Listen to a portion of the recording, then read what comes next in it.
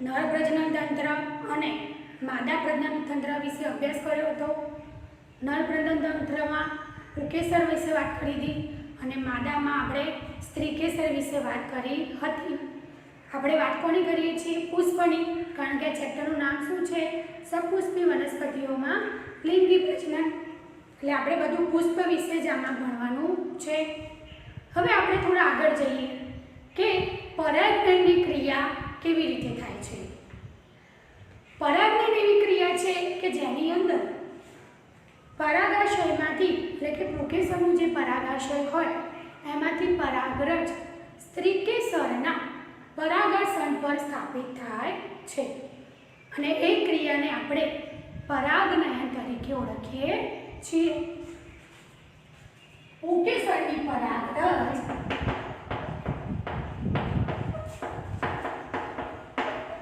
સ્ત્રીકેસરના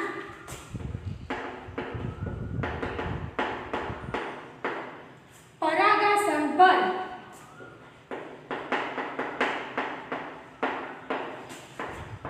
સ્થાપિત થવાની જે ક્રિયા છે એને આપણે પરાગનયન તરીકે ઓળખીએ છીએ। હવે સ્ત્રીકેસર ઉપર જે સ્થાપિત થશે અને પરાગનયનની જે ક્રિયા થશે, આગળ ફલન થશે, એ બધું આપણે આગળ જોઈશું। એ બધી પશ્વફલનની ઘટનાઓ હશે, પણ આપણે સૌપ્રથમ એ જોઈએ કે આ પરાગનયનની ક્રિયા કયા કયા પ્રકારે થાય છે। એના ટોટલ 3 પ્રકાર છે: સ્વફલન, ગૈટેનોગોમી અને પરવશ। તો પરાગનયન છે એના 3 પ્રકારો છે। પહેલું પ્રકાર છે સ્વફલન, બીજું છે ગૈટેનોગોમી અને ત્રીજું છે પરવશ। વન બાય વન આપણે બધા જોઈ લઈએ કે કયા પ્રકારમાં શું થાય છે। સૌથી પહેલા આપણે જોઈએ સ્વફલન। સ્વફલનમાં એવું થશે કે એક જ પુષ્પની અંદર પરાગનયનની ક્રિયા થશે। એટલા માટે પુષ્પ કેવું હશે? દ્વિલિંગી। એક જ પુષ્પમાં પરાગનયનની ક્રિયા થાય એટલે કે એક જ પુષ્પ ઉપર એક બાજુ શું આવેલું હોય? સ્ત્રીકેસર ચક્ર, એક બાજુ પુંકેસર ચક્ર હશે। તો પુંકેસર ચક્રની પરાગાશયમાંથી પરાગરજ સ્ત્રીકેસરના પરાગાસન પર સ્થાપિત થશે। એટલે કે એક જ પુષ્પમાં ક્રિયા થાય તો આપણે એને શું કહીશું? સ્વફલન।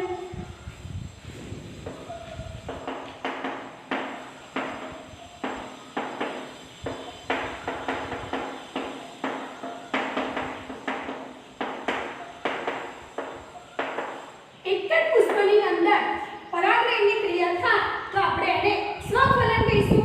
અને આવા પુષ્પ મોટાભાગે નહીં, કયા હશે? દ્વિલિંગી હશે।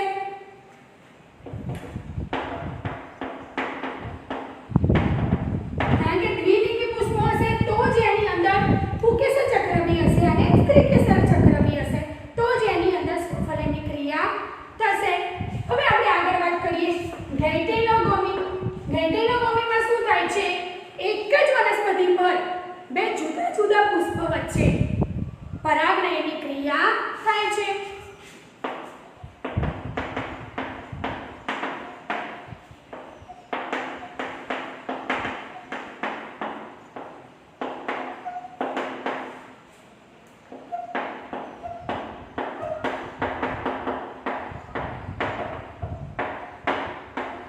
હવે આવા પુષ્પો એકલિંગી બી હોઈ શકે અને દ્વિલિંગી બી હોઈ શકે, કારણ કે એક જ પુષ્પમાં ક્રિયા થતી નથી, પણ એક જ વનસ્પતિના જુદા જુદા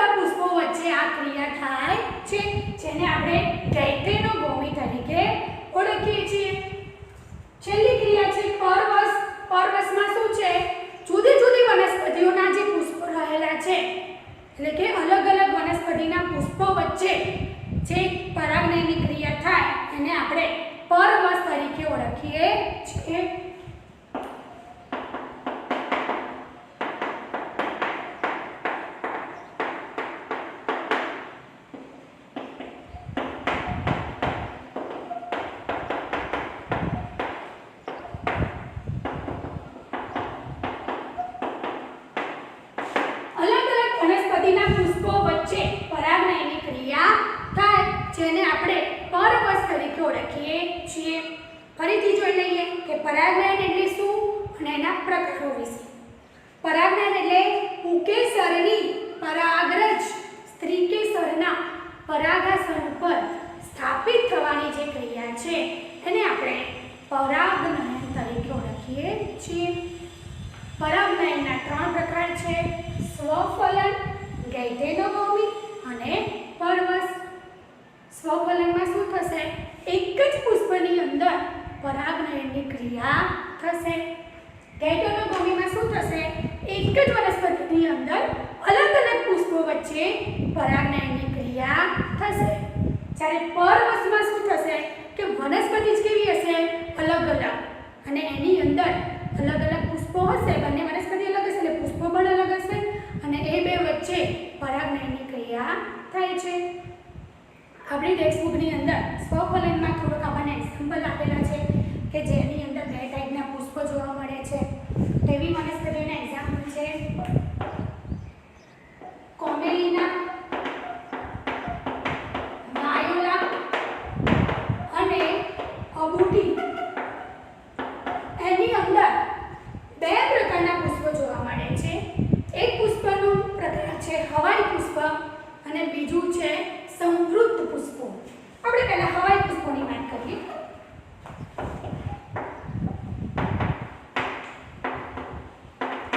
આ વનસ્પતિ જે છે એ 2 પ્રકારના પુષ્પો ધરાવે છે. હવાઈ પુષ્પ બી ધરાવે છે અને બીજા છે સંવૃત્ત પુષ્પો બી ધરાવે છે. હવાઈ પુષ્પો ક્યાં આવશે? તો આપણે નામ ઉપરથી ખ્યાલ હશે કે ઉપરની બાજુ આવેલા હશે. એટલે હવાઈ પુષ્પો ક્યાં હોય? ઉપરની બાજુ આવેલા હોય છે.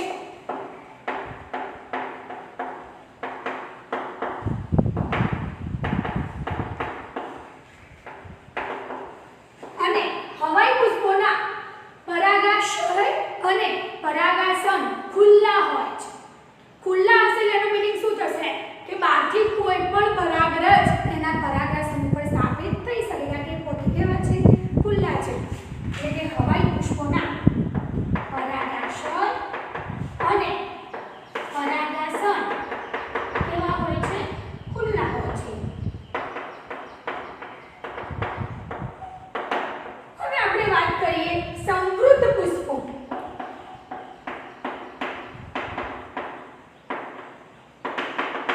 સંવૃત્ત પુષ્પોની વાત કરીએ તો આ પુષ્પો વનસ્પતિમાં, આ બધી વનસ્પતિ જે છે એમાં ઉપર હવાઈ પુષ્પો આવેલા છે અને નીચેની બાજુએ સંવૃત્ત પુષ્પો આવેલા હોય છે. એટલે કે સંવૃત્ત પુષ્પો ક્યાં હોય છે? નીચેની બાજુએ, જે કઈ અવસ્થામાં હોય છે? કલી અવસ્થામાં. એટલે આ પુષ્પો ક્યારેય ખીલતા નથી. સંવૃત્ત પુષ્પો ક્યારે પણ ખીલતા નથી, એટલે કે ફૂલતા જ નથી. કળી અવસ્થામાં જ પુષ્પ હંમેશા કલી અવસ્થામાં જ રહે છે. એટલે કે સંવૃત્ત પુષ્પો ક્યારેય ખીલતા નથી. કઈ અવસ્થામાં હોય? કલી અવસ્થામાં. હવે આ પુષ્પ જ્યારે કલી અવસ્થામાં હશે ત્યારે શું થશે? એની અંદર પુંકેસર ચક્ર અને સ્ત્રીકેસર બંને આવેલું હશે. તો પુંકેસરની પરાગરજ સ્ત્રીકેસરના પરાગાસન પર સ્થાપિત થઈ જશે. એટલે કે કઈ ક્રિયા થશે? કળી અવસ્થામાં જ પરાગનયનની ક્રિયા થઈ જશે. એટલે આ શું છે? એક પ્રકારનું શું થઈ જાય છે? એની અંદર સ્વફલન. કારણ કે આવા પુષ્પોની અંદર મોટાભાગે સ્વફલન જોવા મળે છે. કારણ કે બીજા પુષ્પોની અંદર શું થાય? બહારથી પરાગાશયમાંથી પરાગરજ આવી અને સ્થાપિત થઈ જાય છે. જ્યારે આ પુષ્પ તો કળી અવસ્થામાં આવે છે, જે ક્યારેય ખીલતા નથી. નહીં ખીલે તો શું થશે? અંદર જ ફલનની ક્રિયા થશે. એટલા માટે આપણે સ્વફલનનું જે બેસ્ટ એક્ઝામ્પલ કહીએ તો એ શું છે કે સંવૃત્ત પુષ્પો. અને સંવૃત્ત પુષ્પો જે છે એ કઈ વનસ્પતિમાં આવેલા છે? તો કોમેલિના, વાયોલા અને અબુટીવાળી વનસ્પતિ જે છે જેની અંદર સંવૃત્ત પુષ્પો આવેલા છે. એ સંવૃત્ત પુષ્પોમાં કઈ ક્રિયા જોવા મળે છે? સ્વફલન પ્રકારનું પરાગનયન થાય છે. ફરીથી આ ટોપિક આપણે જોઈ લઈએ વિદ્યાર્થી મિત્રો. ઘણીવાર પૂછાય છે કે પરાગનયન એટલે શું? પરાગનયનના 3 પ્રકારો જણાવો. તો આપણે જોઈ લઈએ. પરાગનયન એટલે શું? પુંકેસરની પરાગરજ સ્ત્રીકેસરના પરાગાસન પર સ્થાપિત થવાની જે ક્રિયા છે એને આપણે પરાગનયન કહીએ છીએ. તેના 3 પ્રકાર છે: સ્વફલન, ગૈધેનોગોમી અને પરવશ. સ્વફલનમાં શું થશે? એક જ પુષ્પની અંદર પરાગનયનની ક્રિયા થશે. ગેટેરિયામાં ગોબીમાં શું થશે? એક જ વનસ્પતિમાં અલગ અલગ પુષ્પો વચ્ચે પરાગનયનની ક્રિયા થશે. અને પરવશમાં શું થશે? અલગ અલગ વનસ્પતિના અલગ અલગ પુષ્પો વચ્ચે પરાગનયનની ક્રિયા થશે. સ્વફલનની અંદર આપણે એક્ઝામ્પલ બી આપેલું છે. ઘણીવાર એક્ઝામમાં બી એવું કોઈ પૂછાય છે 2 માર્ક્સમાં કે હવાઈ પુષ્પો અને સમૃદ્ધ પુષ્પો વિશે વર્ણવો. તો આપણે સૌપ્રથમ એને એક્ઝામ્પલ લખીશું કે શેની અંદર હવાઈ પુષ્પો અને સમૃદ્ધ પુષ્પો જોવા મળે છે. કઈ વનસ્પતિની અંદર? તો કોમેલિના, વાયોલા અને કબૂતરીમાં હવાઈ પુષ્પો અને સમૃદ્ધ પુષ્પો જોવા મળે છે. હવાઈ પુષ્પો ઉપરની બાજુ આવેલા હશે જેના પરાગાશય અને પરાગાસન કેવું હશે? ખુલ્લું હશે. ખુલ્લું હશે એટલે એમાં ઇઝીલી બહારથી કોઈ બી પરાગને જઈ શકશે. જ્યારે સમૃદ્ધ પુષ્પો નીચે આવેલા છે એને કેમ સમૃદ્ધ પુષ્પો કહીએ છીએ?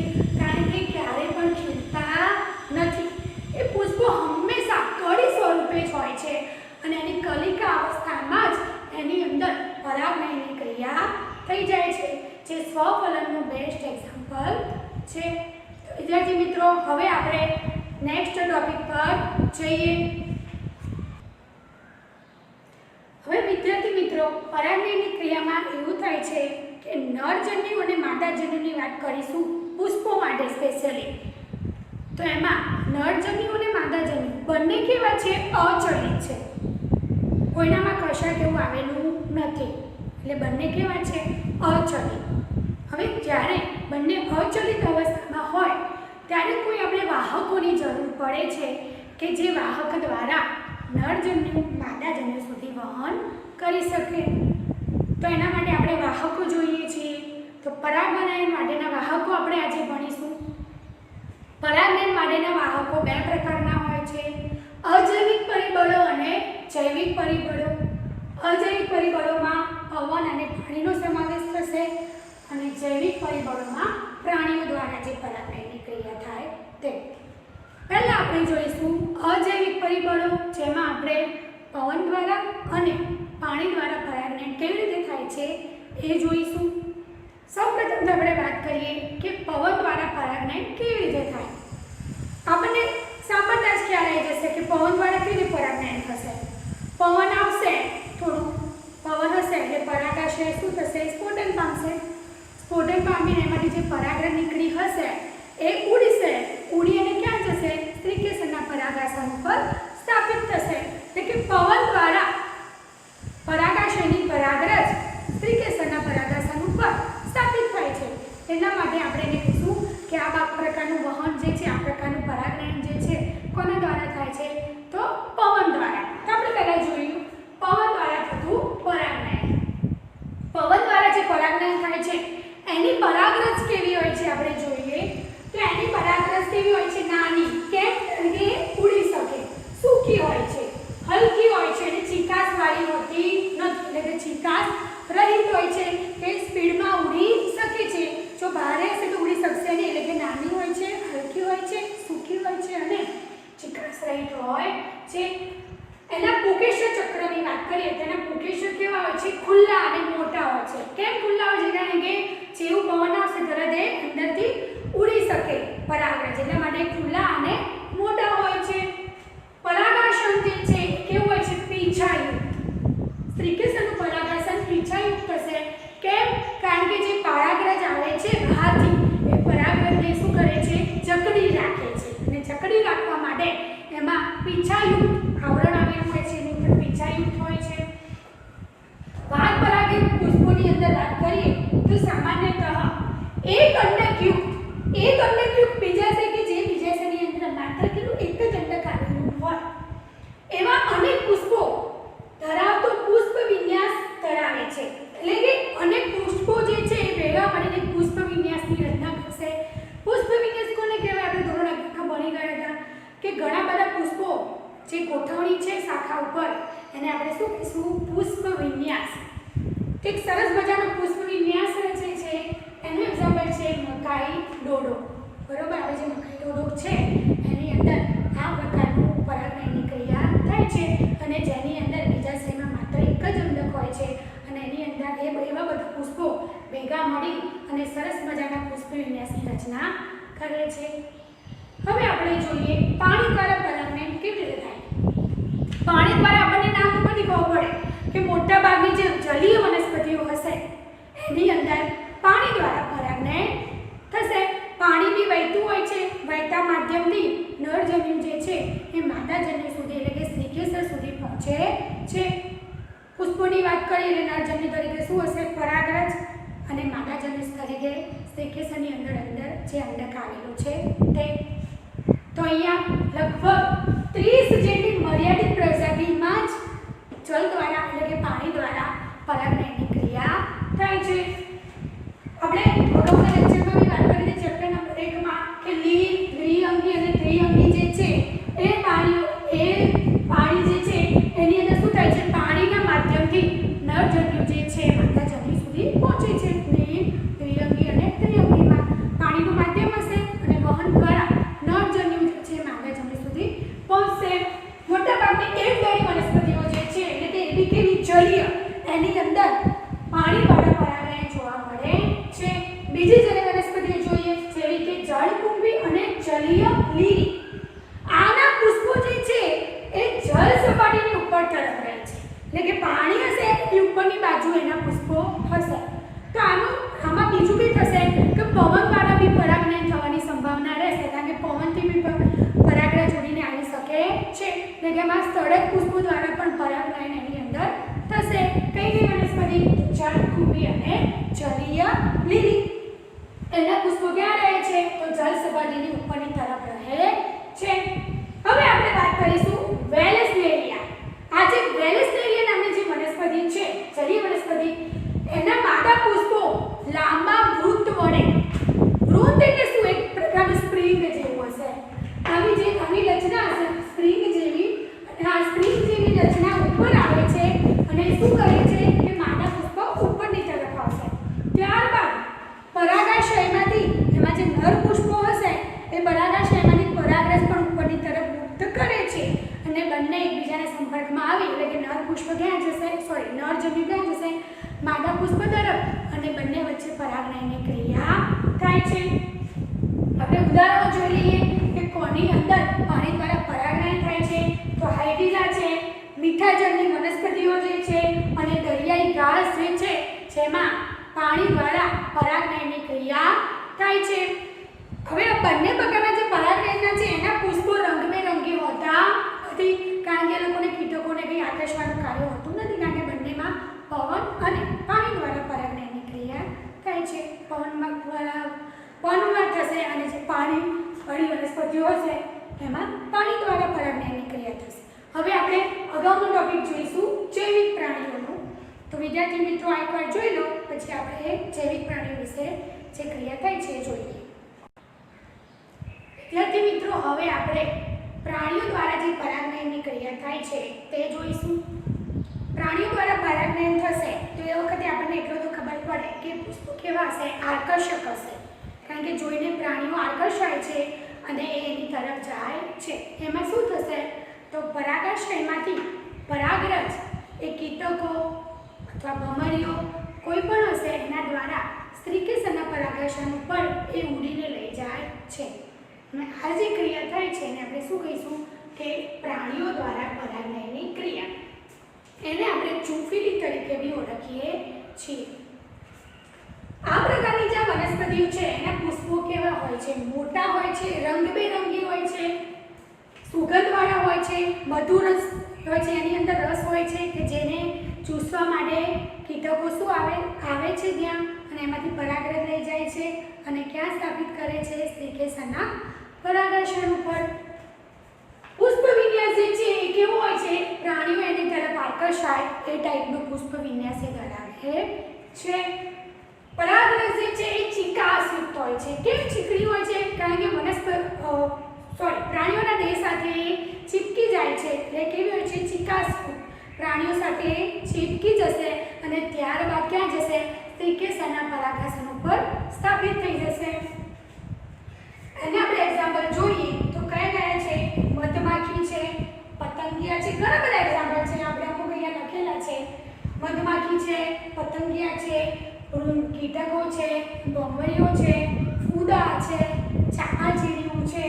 પ્રાણીઓ મોટા પ્રાણીઓની વાત કરીએ તો પ્રાઇમેટ પ્રકારના જે લેમુર છે, વૃક્ષારોહી પ્રાણીઓ, સરીસૃપો, કાચિંડો ને બધા સરીસૃપોમાં સમાવેશ થાય, ગરોળીઓ છે, એ બધા શું કરે છે? આ બધા પ્રાણીઓ જે છે એ પ્રાણીઓ દ્વારા પરાગનયનની ક્રિયા કરે છે. તો વિદ્યાર્થી મિત્રો, આજનો આપણો લેક્ચર અહીંયા પૂરું કરીએ છીએ. એ પહેલાં હું તમને થોડુંક હોમવર્ક આપી દઉં. આજે આપણે બે ટોપિક ભણ્યા. પહેલો ટોપિક શું હતો? પરાગનયન એટલે શું અને તેના પ્રકારો, એ લખવાનું છે. અને બીજો ટોપિક આપણે શું જોયો? પરાગનયન માટેના વાહકો, જેની અંદર આપણે 3 વાહકો જોયા. એક તો હતું પાણી દ્વારા, બીજું પવન દ્વારા અને પ્રાણીઓ દ્વારા.